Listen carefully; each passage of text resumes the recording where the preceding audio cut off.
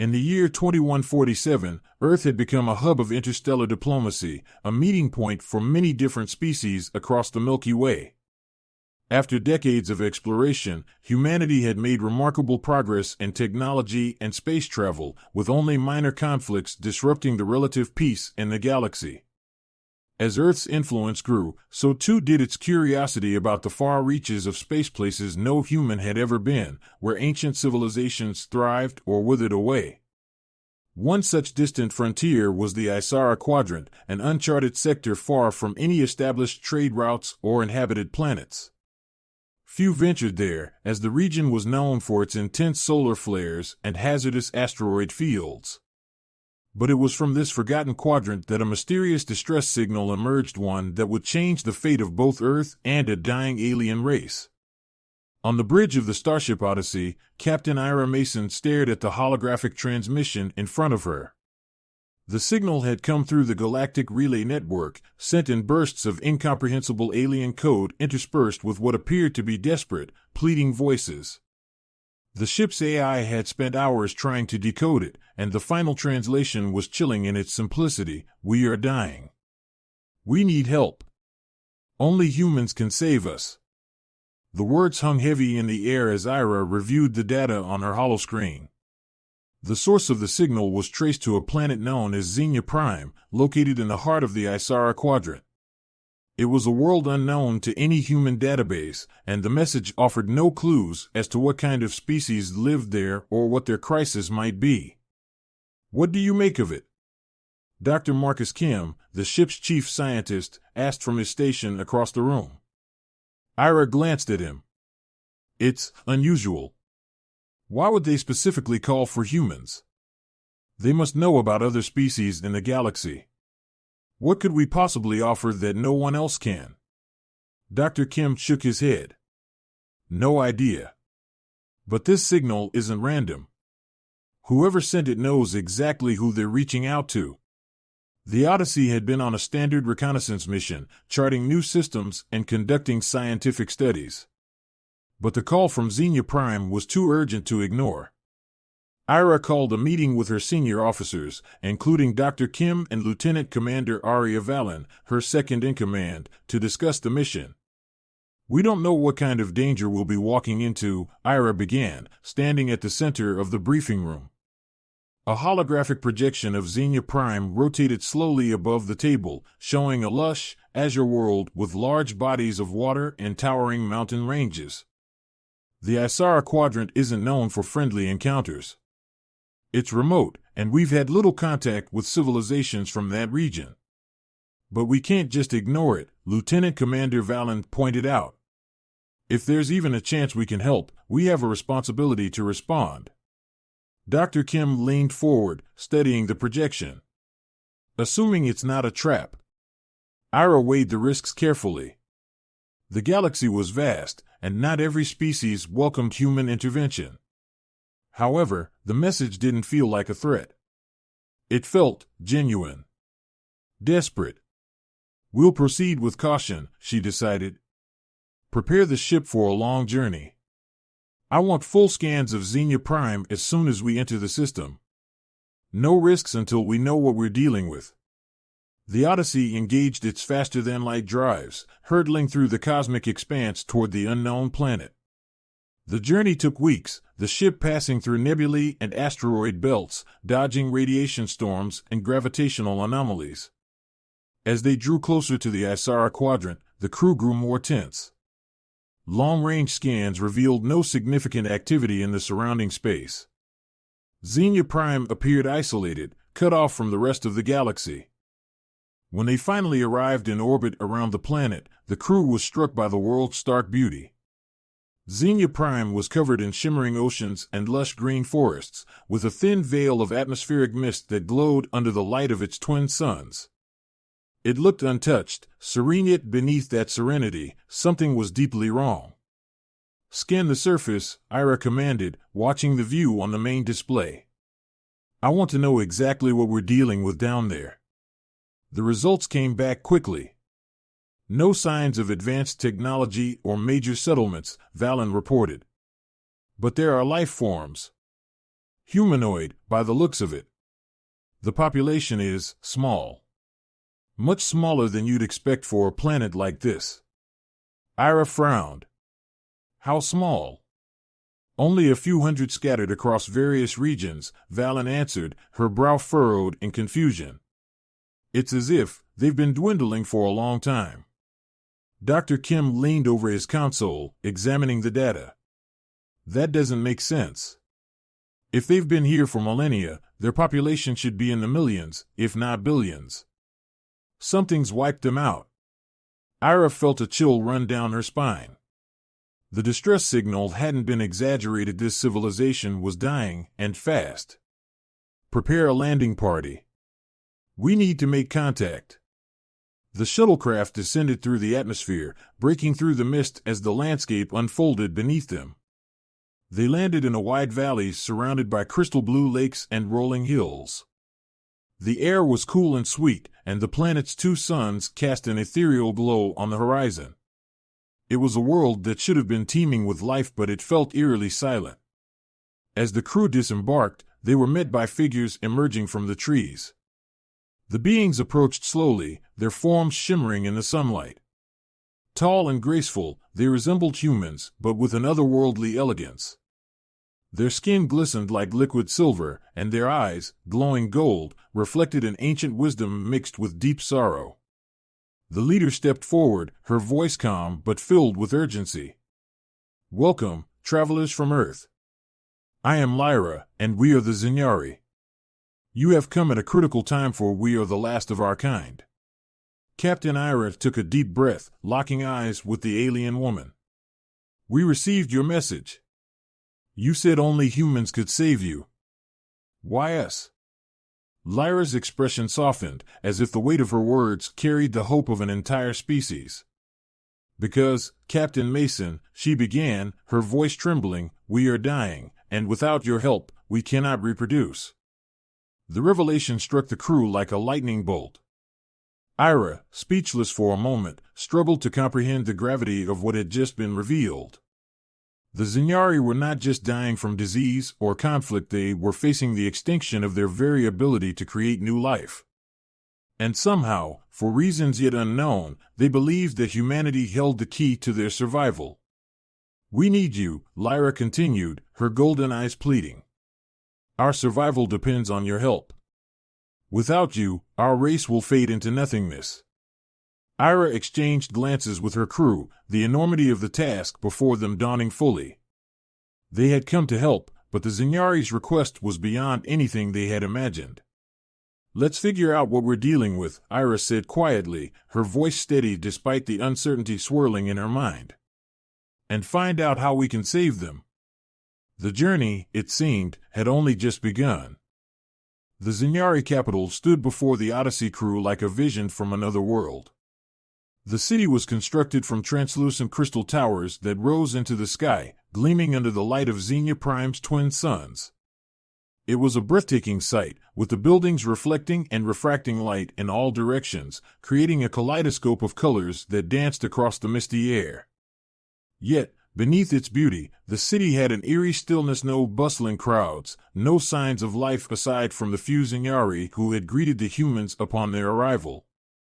As Captain Ira Mason and her crew followed Lyra, the Xinyari leader, deeper into the city, they couldn't shake the sensation of walking through a graveyard. The once thriving metropolis had fallen silent, its streets nearly empty, as though the very heart of the civilization had been hollowed out. Lyra led them to the Hall of Echoes, a grand structure with towering crystal pillars that vibrated with a low, constant hum.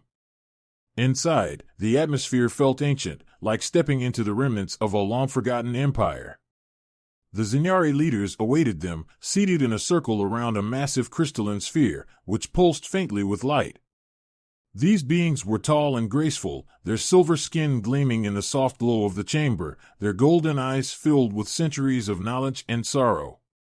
We have brought the humans, Lyra announced softly. Her voice echoed through the chamber, amplified by the crystalline walls. They have come to help.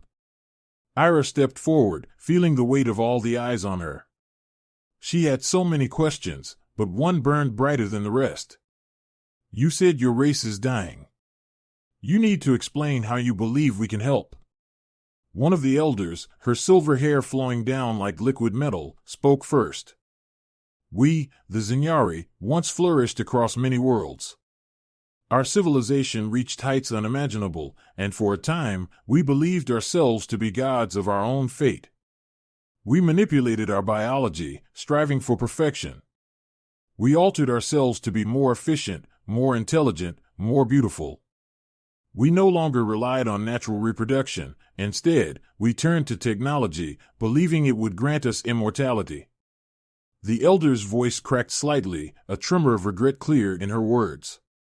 For thousands of years, our methods worked. We created generation after generation of Xinyari, each more advanced than the last. But as we tampered with our genes, we began to lose something essential. Our genetic code became too refined, too brittle. And slowly, without us realizing, our ability to reproduce faded. Lyra continued, her eyes locking onto Iris. The last generation of natural births among the Xinyari happened over 3 centuries ago. Since then, we have relied entirely on artificial reproduction. But that too has begun to fail. Every attempt to create new life ends in failure. Our offspring are born weak, their bodies unable to sustain themselves. Now, we stand on the brink of extinction.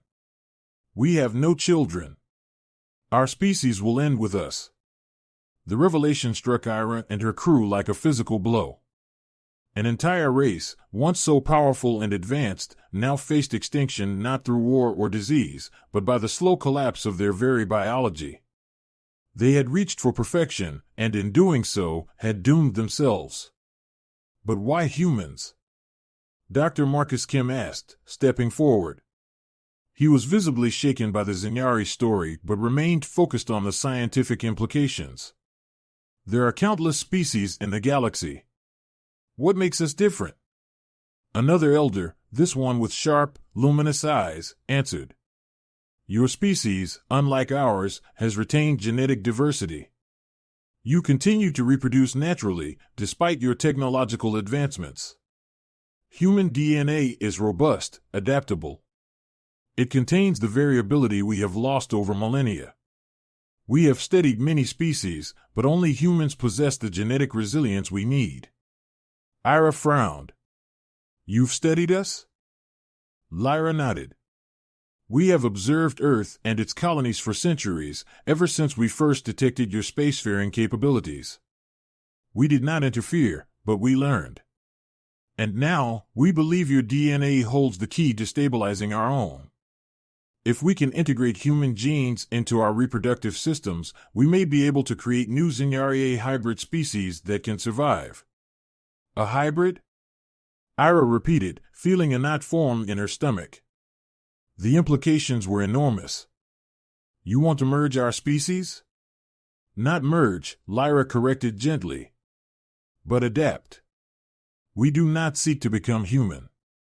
We seek to save what is left of ourselves, using your genetic diversity to restore our ability to create life. Dr. Kim was already deep in thought, processing the scientific possibilities. Theoretically, it's possible, he muttered. Genetic compatibility between 2 species is rare, but with advanced enough technology, we might be able to blend certain genetic traits. It's risky, though there's no guarantee the hybrids would be viable, let alone healthy. Lieutenant Commander Valen crossed her arms, her face a mask of skepticism. And what happens if this works? What kind of future are we creating by introducing human DNA into your species? Ira shared her concerns. The Xinyari were asking for something far more complex than a simple rescue mission. They wanted to alter their very existence by blending their genetics with humanity's, creating a new generation of hybrids. The ethical ramifications were staggering. Lyra seemed to sense the crew's hesitation.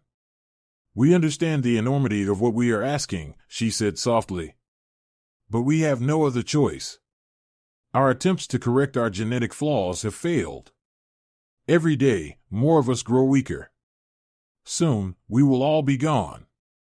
And if we vanish, our knowledge, our culture, all we have achieved will be lost forever. Ira felt the weight of those words. She had seen extinction before.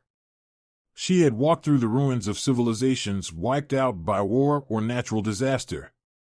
But this was something else. A species begging for the chance to survive not through conquest or domination, but through cooperation. They weren't asking to take over humanity. They were asking to borrow from it, to give themselves a chance to continue.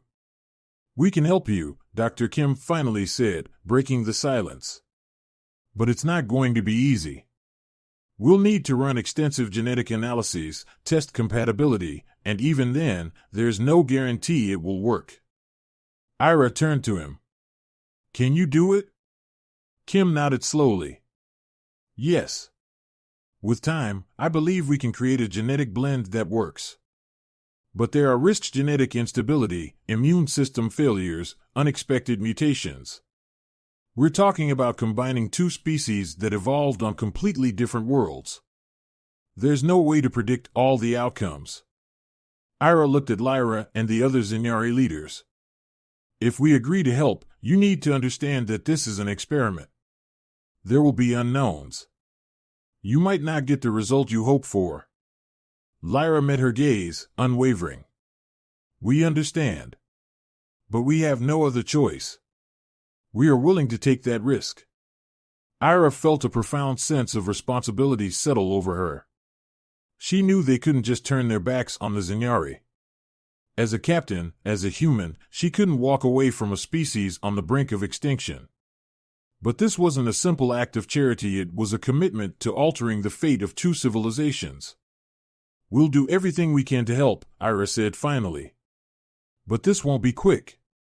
We'll need to begin genetic analysis immediately. And I'll need full cooperation from your scientists." The Xinyari leaders nodded in agreement.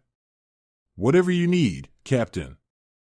Our resources are at your disposal," Lyra assured her. "Thank you. You are giving us a chance to live." As the meeting concluded, the crew of the Odyssey prepared to begin the complex and delicate process of saving the Xinyari race. For Ira, the stakes had never been higher. They were about to embark on a journey that would challenge everything they knew about life, evolution, and the boundaries between species. And as the twin suns of Xenia Prime dipped below the horizon, Captain Ira Mason couldn't shake the feeling that the future of both the Xinyari and humanity was now irreversibly intertwined. Captain Ira Mason stood on the observation deck of the Odyssey, staring out at Xenia Prime, its twin suns casting an otherworldly glow across the planet's shimmering surface. She had made difficult decisions in her career, decisions that had changed lives, shifted the course of human exploration, and in some cases, saved entire colonies. But never had she faced a dilemma like this. An alien race was on the brink of extinction, and the future of the Xinyari now rested in her hands. Down in the science lab, Dr. Marcus Kim and his team were deep in the process of analyzing Xinyari genetic material, comparing it to human DNA, searching for ways to integrate the two. The first few days of tests had yielded promising results, but it was clear that this was no ordinary scientific challenge. Combining two species, each with vastly different evolutionary paths, required precise manipulation of genes, the likes of which had never been attempted before. The crew was divided. Some believed that helping the Xinyari was a moral imperative, that humanity had a responsibility to save them. Others feared the consequences of creating a hybrid species, one that could blur the line between human and alien. Ira herself wrestled with the ethical implications. Could they truly intervene in the natural course of an entire species? And if they did, what kind of future were they creating? The soft hiss of the observation deck doors opening snapped Ira from her thoughts. Lieutenant Commander Aria Valen approached, her expression tense. "Captain," she began, her voice steady but laced with concern, "we need to talk." Ira turned to face her second-in-command. "I know, Valen. This situation, it's complicated." Valen nodded, crossing her arms as she joined Ira at the window. "That's putting it lightly. The crew's worried. Some of them think we're going too far, that we shouldn't be meddling with an alien species' biology. Others think we can't just stand by and let them die. She paused, searching Ira's face. Where do you stand? Ira sighed, rubbing the bridge of her nose. I'm not sure. We've faced extinction before, violent plagues, wars, natural disasters. But this is different. The Xinyari brought this on themselves by tampering with their genetics, and now they're asking us to fix it. But in doing so, we could be creating something entirely new, something we can't fully control or predict. Valen's expression darkened. That's what worries me. This isn't just about helping them survive, it's about changing them. And if we succeed, what's stopping them from spreading that hybrid gene across the galaxy? We don't know how it will affect their species or ours. Ira nodded. I know. But they're not asking to conquer the galaxy. They're asking to survive. And if we turn them away, we'll be watching an ancient civilization die out in front of us. Do we really want that on our conscience? Valen was silent for a moment, then she sighed. I get it. I really do. But I just think we need to be careful. There's a lot at stake here, not just for them, but for us. Before Ira could respond, her communicator beeped. Captain, we need you in the lab, Dr. Kim's voice crackled over the intercom. We've got something you need to see. Ira glanced at Valen, her heart pounding in her chest. Let's go. When Ira and Valen arrived at the lab, they found Dr. Kim and his team gathered around a large holographic display. It showed a 3D model of a genetic sequence, 2 strands, one human and one Xinyari, intertwined like a delicate braid. We've been running simulations for the past few days, Dr. Kim began, gesturing to the display. And we think we've found a way to merge human and Xinyari DNA in a way that could allow for successful reproduction. This model shows a potential hybrid genome. Ira studied the model, her mind racing. What's the success rate? Kim hesitated. That's the catch. The simulations show about a 60% chance that the hybrids will be viable, but there are still a lot of unknowns. Immune system failures, genetic mutations, developmental problems. We won't know the full risks until we actually try it. Valen's eyes narrowed. So we're playing with fire. It's not as simple as that, Kim replied, his voice firm but cautious. Yes, there are risks, but there's also potential here. If we can stabilize their genetic structure with human DNA, we could give them a chance to survive. This isn't about creating some kind of superspecies, it's about saving a race from extinction. Ira felt the weight of the situation pressing down on her. She turned to Kim. If we go forward with this, how long before we know if it works? We'll need to create a few embryos, run tests on them, and monitor their development, Kim explained. It could take weeks, maybe months, before we know for sure. Ira nodded slowly, her mind racing with the implications. And what about consent? Do the Xinyari fully understand what this could mean for their species? They do, Kim said, his expression serious. We've had long discussions with their leaders. They know the risks. They're desperate, Captain. They're willing to try anything.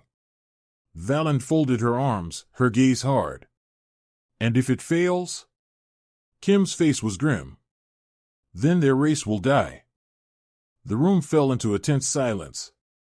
Ira could feel the weight of their collective uncertainty, the magnitude of the decision looming over them like a dark cloud. If they succeeded, they would save a dying species. But if they failed, or if the hybrids brought unintended consequences, they could be responsible for irreparable harm. Ira's thoughts were interrupted by the soft chime of the intercom. Captain, Lyra is requesting a meeting with you, the ship's AI announced. Ira exchanged a glance with Valen. I'll meet her in the conference room. Kim, continue with the simulations. Keep me updated on any progress. Kim nodded, and Ira turned to leave, Valen following close behind her. In the conference room, Lyra waited, her golden eyes filled with a quiet desperation that tugged at Ira's heart. She was alone, her usual calm demeanor replaced by a hint of anxiety. "Captain," Lyra began, her voice soft but urgent, "I know you have doubts. I sense the conflict within your crew. But I want you to know we do not ask this lightly. We are fully aware of the risks. We have spent generations trying to solve this problem ourselves, but we are out of time. Without your help, we will not survive." Ira sat across from her, steadying the Zynyari leader. "Lyra, this is more than just saving your people. We're talking about creating a new species, one that's part human, part Zynyari. That comes with a lot of unknowns. Are you truly prepared for what that could mean? Not just for you, but for your future generations?" Lyra met her gaze, her expression unwavering. "We are prepared. Captain, we have seen the end of our civilization. We have watched as our people grow weaker, our children fail to thrive. We know the price of inaction. And we also know that evolution is not something we can control. If this is the path we must take to survive, then we will take it." Ira leaned back, her mind swirling with the enormity of the decision before her. "And what about your people? Do they all agree with this?" Lyra's gaze softened. "There are some who are afraid. Change is always frightening. But we have explained the situation, and the majority understand that without this, there is no future for us. They believe in this solution." Ira sighed, feeling the weight of the universe on her shoulders. She wanted to help. She wanted to save the Zynyari. But the implications of this choice reached far beyond one planet, one species. "Lyra," she said slowly, "I need you to understand something. If we go through with this, it's not just about you anymore. It's about us, too. This hybrid species, whatever it becomes, it will tie humanity and the Zynyari together forever. We'll be responsible for whatever happens next, good or bad."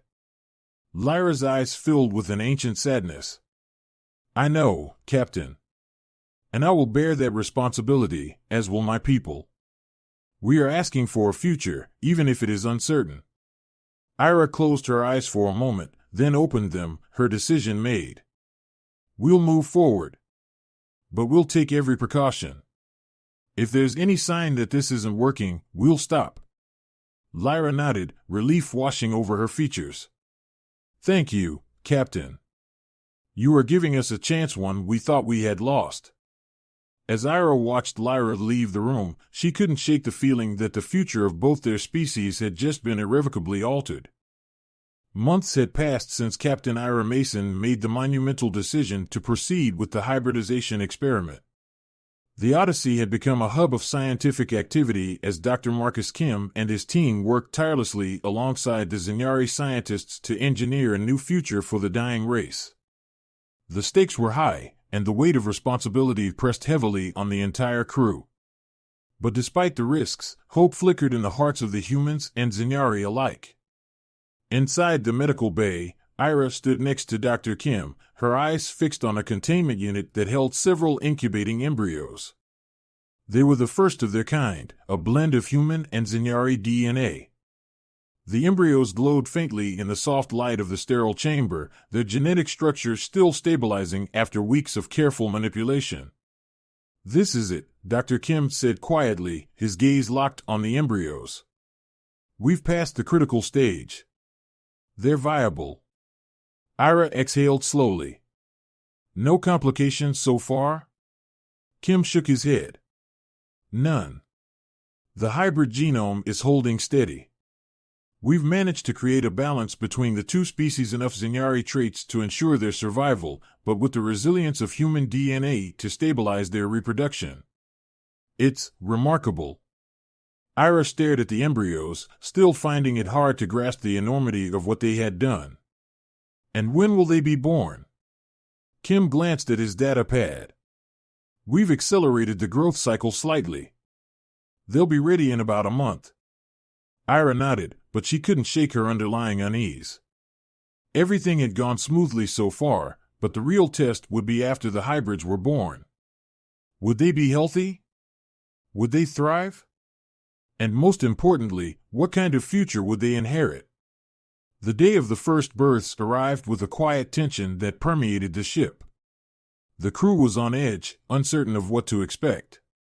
The Zyniari, particularly Lyra, had spent every available moment in the medical bay, anxiously awaiting the arrival of their future. They had staked their entire survival on these hybrid children, and now the moment had come. Ira stood next to Lyra as Dr. Kim and his team worked. The medical bay was filled with the gentle hum of equipment and the soft glow of the incubators. The entire process felt surreal, as if they were witnessing not just a birth, but the dawn of a new species. After hours of meticulous care, the first hybrid child was born. The infant's skin shimmered with a faint iridescence, a trait inherited from the Zyniari, but the underlying tones were distinctly human, a pale complexion that reflected the merging of two worlds. The child's eyes opened, revealing golden irises that gleamed with the intensity of the Zyniari, yet framed by the unmistakably human softness of expression. Lyra gasped, tears welling in her eyes as she stepped forward to behold the child. "She is perfect," she whispered, her voice thick with emotion. Ira felt a lump form in her throat as she looked at the infant. It was a profound moment, one that carried the weight of all the decisions that had led them here. This child was the first of a new generation, a bridge between two species. Dr. Kim handed the child to Lyra, who cradled her carefully, her silver skin glistening with the faintest tremble. "This is the future of the Zyniari," she said softly, looking down at the infant. "A future we thought was lost." The medical team quickly moved to deliver the rest of the hybrid children. In total, 5 were born that day, each one unique, yet all bearing the marks of their shared heritage. Some had more prominent human features, others more Zyniari, but they all shared the same genetic resilience that Dr. Kim had worked so hard to cultivate. For the first time in centuries, the Zyniari had hope. As the days turned into weeks, the hybrid children began to grow rapidly, their development closely monitored by the Odyssey's crew and the Zyniari. Their progress was nothing short of miraculous. They were healthy, strong, and their cognitive abilities were advanced for their age, likely a result of the Zyniari's natural intellectual capabilities blending with human adaptability. The atmosphere on Xenia Prime shifted as word spread of the successful births. The once dying race now had a future, and the Crystal City that had felt so empty and silent began to show signs of life. More Zyniari emerged from their isolation, drawn by the possibility of renewal. The hybrid children were celebrated, cherished as symbols of hope and survival. Ira stood on a balcony overlooking the city, watching as the Zyniari gathered below, singing ancient songs in celebration of their rebirth. The air was filled with the soft hum of music, resonating through the crystal towers and echoing across the valley. The scene was beautiful, yet Ira couldn't shake the feeling of uncertainty that lingered in her heart. "These children," Lyra said, stepping up beside her. "They are not just the future of the Zyniari. They are a bridge between our people and yours." Ira nodded, her gaze still on the gathering below. "That's what worries me." Lyra turned to her, her golden eyes filled with understanding. "You fear what this will mean for your people." "I do," Ira admitted. "These children are a new species, Lyra. They belong to both of us, and that ties our futures together in ways we can't predict. What happens when they grow up? Will they live here? Will they visit Earth? Will they be accepted by either side, or will they always be caught in between?" Lyra was silent for a moment, then she sighed softly. "I understand your fears, Captain. But that is the nature of evolution. It is unpredictable. It takes us down paths we cannot foresee. But I believe these children will be the best of both our worlds. They will carry the wisdom of the Zyniari and the resilience of humanity. And they will shape the future, just as your people have shaped the stars." Ira looked at her, seeing the quiet strength that had carried Lyra through these difficult times. The Zyniari had placed their trust in humanity, and now it was up to both species to ensure that trust was honored. "We'll need to establish protocols," Ira said, her mind already turning to the practicalities. We'll need to work together to help these children grow, to understand their needs. They're not just Zynyari or human. There's something new. Lyra nodded. Yes. And we will learn from them, as they will learn from us. Back aboard the Odyssey, Dr. Kim and his team began preparations for the long-term monitoring of the hybrids. The science team had been divided into two groups, one to remain on Xenia Prime to oversee the development of the children, and another to return to Earth with the genetic data to ensure the Federation was informed of the experiment's success. Ira stood in the command center, watching as the final preparations were made. She had already spoken with the Federation leaders, who had responded with cautious optimism. They recognized the significance of the hybrid experiment, but were wary of the political and ethical ramifications. Still, the Zynyari's survival had garnered sympathy, and there was tentative support for continued cooperation. As the Odyssey prepared for its departure, Ira found herself standing in front of Lyra once more. "You're not coming with us," Ira observed, though she already knew the answer. Lyra smiled gently. "No. My place is here, with my people, guiding them into this new era. But I hope we will meet again, Captain Mason. Our paths are now forever linked." Ira nodded, offering her hand. "We'll be in touch. And we'll do everything we can to ensure these children have the support they need."